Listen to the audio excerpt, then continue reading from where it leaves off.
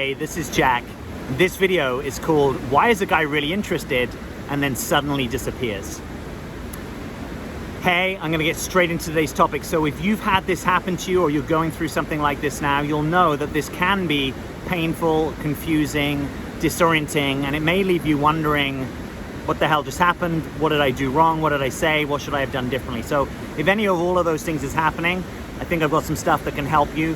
I'm gonna give you some reasons that this may have happened from his side, but then I'm also gonna lay down something that I really hope is your takeaway from this video. So make sure you stay until the end. So one of the reasons this could have happened is that the guy has a fully try things on investment strategy in dating. So that's a lot of words. So let me explain what I mean by that. This means that when a guy is exploring dating, he really steps into it with energy and intention until such a point that he either wants to keep investing or that he doesn't, right? So this would be the equivalent of, let's just use a completely different arena of life. If you were gonna buy a car, right, and the dealership said, well, it's a 14-day or 30-day money-back guarantee. So you're gonna take the car, you're gonna drive the car, you're gonna really fully live into that car, live into the possibility of that being your car, right? Some guys approach relationship like this. So they're not just slowly, incrementally, okay, yeah, we've been on 5 dates, we've been on 8 dates, oh, we're spending more time together. Sometimes they're quite quickly engaged in the relationship because they have a sort of full-heartedness to the immediacy of the exploration, right? Now, if this is your strategy, this won't confuse you. If this is different than your strategy, this is liable to confuse you and maybe hurt you. So part of this is not subjectifying, right? Which means not imagining that someone does or should have the same dating investment strategy that you do, right? The second possibility is that the guy has actually connected with someone else and is now putting more energy and attention into that connection. And that might be hard for you to be with, understandably so, but it's generally, in the medium term, it's a good thing, because if he's that quickly more interested in someone else, it's likely that he's not interested enough in you ultimately to pursue a relationship with you.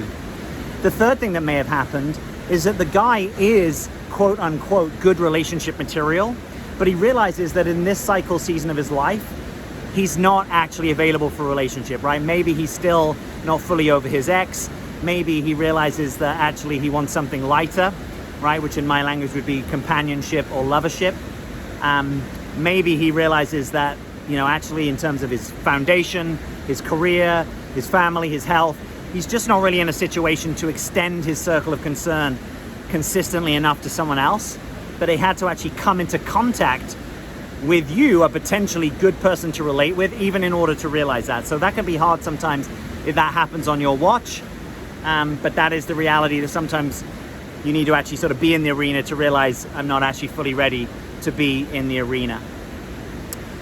The fourth thing that may have happened is that he realizes that his energy towards you is actually not an ongoing romantic partnership style of energy, right? So I use these two phrases, lover or companion, right? Lover is a kind of romantic or sexual energy that's not really backed up by commitment and consistency, which is the difference from partnership.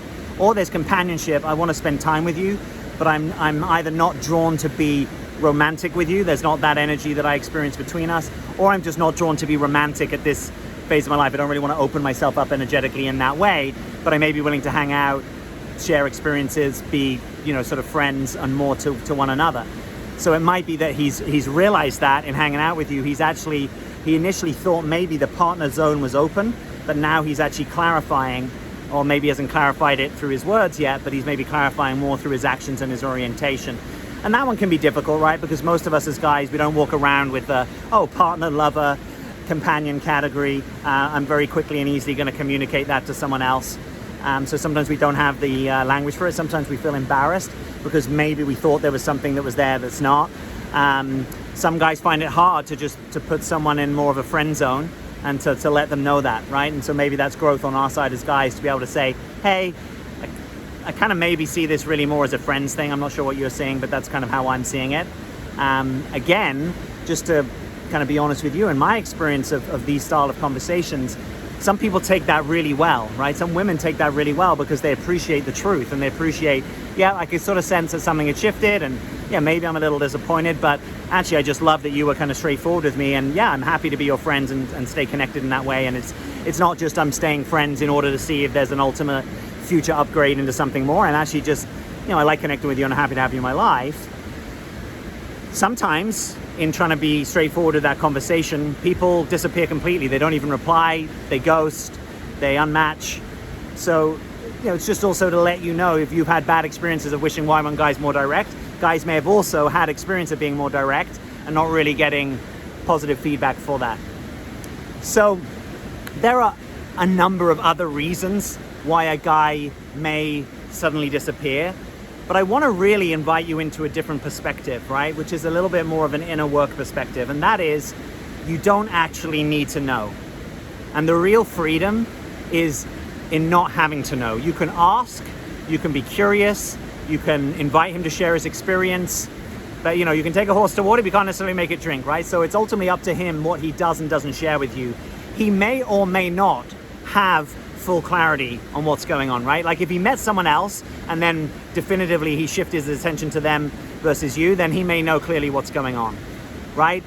If you've had a number of dates and it's sort of like, yeah, just maybe there's not enough inspiration or enough engagement or chemistry for him to want to keep going on dates as regularly, but maybe he likes having you as some kind of connection, and obviously you get to decide whether you want to be that or not. That's a little bit harder to explain, right? Or there may just be, I'm not kind of into this, and I could give you some kind of reason, but you remember that book, right? He's just not that into you. And that can sometimes be the hard one, because it's like, well, what is it? Am I this, am I that? But the danger here is that you take too much on, right? The danger here is you over-personalize, right? And you say, well, could I be something different? Should I be something different? Did I do something wrong? The likelihood is that you didn't actually do anything wrong, right? The likelihood is that it's just not a connection that has enough attraction, compatibility, robustness, continuity of connection in order for it to progress somewhere. And so again, better probably that happened now than you both put a lot of energy only to find that out. So part of you, the part of you that wants reassurance and wants, the ability to understand. I mean, I get this, like, I'm a relatively smart guy. I like to try and understand things. And often for me to get closer to my true emotional experience, it's actually understanding things can help me, right? But there's also a real gift and skill in saying, well, what's your deep intuition here? Like, what are you intuit about this situation? Not the part of you that is making you wrong, that is criticizing you and is making you feel guilty and telling you did something wrong, right? We really want to put that down. Let's just have an assumption that you didn't do anything wrong, right? If you did something that was a gross transgression for him, he can bring that to you and say, hey, when we got into that conversation, I just realized that you and I have completely different values, and I even felt mildly violated by the way you were talking about XYZ, right? He could bring that to you. So let's trust him to be an adult in that sense. If there's something you really did that was a really big problem, he could bring it to you. You could apologize if it felt genuine to you, or you could hear him out. You could do all sorts of things there. So we're going to assume you did nothing wrong. So we're just going to assume that actually this connection isn't being supported by life, right? This is what I call the throw it upstairs. Is life wanting this connection for you and for him? If it is, normally there's going to be enough ongoing mutual desire, compatibility, attraction for something to sustain that we want to keep getting together, keep seeing each other, keep developing the connection. So that wasn't in place. And if you could just learn how to be more okay with, okay, I guess this was a 0. Maybe I thought it was a 1, but actually it's a 0. A 0 meaning it's not a guy that's going to ongoingly be putting attention on you and trying to build some consistency and connecting with you. So this is a profound maneuver, right? This is about relaxing the obsessive mind. This is about relaxing your inner critic. This is about relaxing the one in you that is overly responsible, right? The one in you that imagines that when things happen around you, you must have done something in order for those things to happen. By the way, if you can be in this life orientation, there's a lot of freedom that it gives you in other domains, right? When difficult circumstances happen in your life, you don't have to play God with those circumstances, kind of meaning you don't have to say, wow, well, bad things happen, therefore I must be a bad person, right? Or I shouldn't have done this thing. It's actually being a little bit more unattached, that you need to always know why things happening in your life, right? Some years are hard, some years are blessed, some harvests are abundant, some harvests are non-existent, right? If you farm, you'll know that. And maybe your love life, as one of the domains of your life that has your attention, right? Because you're watching this video right now, is here to teach you some stuff. And one of the things it might be here to teach you is to surrender. And your surrendering means you don't actually need to know why this guy suddenly pulls away. Now, all guys pull away at times, right? And you might say, hey, I'm a woman, I pull away. I'm not just saying men, women do this, but in this context, I'm talking about men. So all men will pull away. The question is, does he come back, right? And by come back, I don't mean, does he, text you, hey babe, 4 weeks later. I mean, when he takes some space for an afternoon, for a day, for a weekend, for several days, does he at some point want to come back into a more meaningful, consistent style of connection? That's the guy that I'm more interested in for you. The guy who was like this, drops off and never gets back. A grade student, E grade student, never gets anywhere close to A grade again. That guy's not going to cut it with you, right? Because there's not enough robustness for whatever reason, not enough continuity in the desire to connect with you in order to sustain into some kind of relationship, right? So if that guy is disqualified, the only guy that you've got to be interested in when he does that sudden pull away is, does he come back? Now, you get to set your standards. If the way that he disappears and the time that it takes for him to come back ultimately just doesn't work for you, right? Maybe it so dysregulates your nervous system that it's just not going to be a good choice of partner. It just may not be a good choice of partner. But I'm much more interested in you staying curious about someone that wants to come back into a sustained and meaningful, consistent form of connection than someone who is, why did I come up with drop-off guy? Drop-off guy isn't bounce back guy, right? Drop-off guy is, where'd he go? Where did you go? It's where did he go? And that can be hard. It's not great to be that guy. Sometimes I think people talk about this guy as if like, oh, well, he had his cake and eat it, right? He came all onto me and maybe I was physical with him and, he took what he wanted and then he disappeared. I mean, is that as a guy who's in his heart and soul, is that like the highest aspiration that he has for his life? I wouldn't think so. So maybe there's malice there, but maybe it's just there wasn't enough to sustain the connection for whatever reason. And I keep using this catch-all for whatever reason because we don't actually need to know the reason. We need to observe what's actually happening, right? So your job is to observe the graph.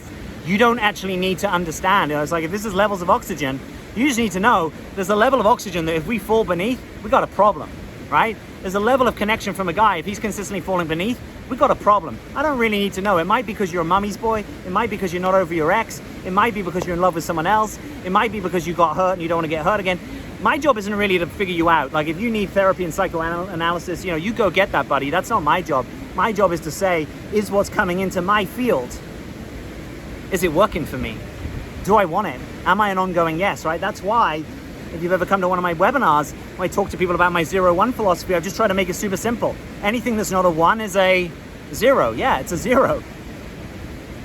0.7 is still kind of a 0, So lots of guys can come somewhat close. They may be engaging for weeks, even months, but if they're going to drop off, that's the disqualification, right? And I'm not making them wrong. I'm just inviting you. All of this is an invitation to you to be clear about what you want to have coming into your field, what kind of contact and consistency works for you. Because the rest, I came up with the word cameo, right? The rest is cameo. The rest is, good conversation for you to have with your girlfriends when you go out for some wine, but it's not really what you want to major in terms of giving ongoing attention. So if you're realizing as I'm talking to you now that the guy who suddenly disappeared has suddenly and ongoingly disappeared, then your question becomes, how do I let this go, right? So you might want to watch the video I'll post up here, which is about how you let something go, how you get closure in a relationship. You'll like that if you haven't watched it. And I would love to know, what's your experience? Is this making sense to you? Have you had this situation happen? Is there anything that you have tried in this situation? Maybe you don't understand what I'm talking to you about. All of that's fine. Please leave me a comment. Let me know your experience. I'd love to know about it. Watch this video if you haven't. Subscribe. I release videos every week on personal growth, authenticity. I'd love for you to be with us. And as always, I'm Jack. Thanks for being here.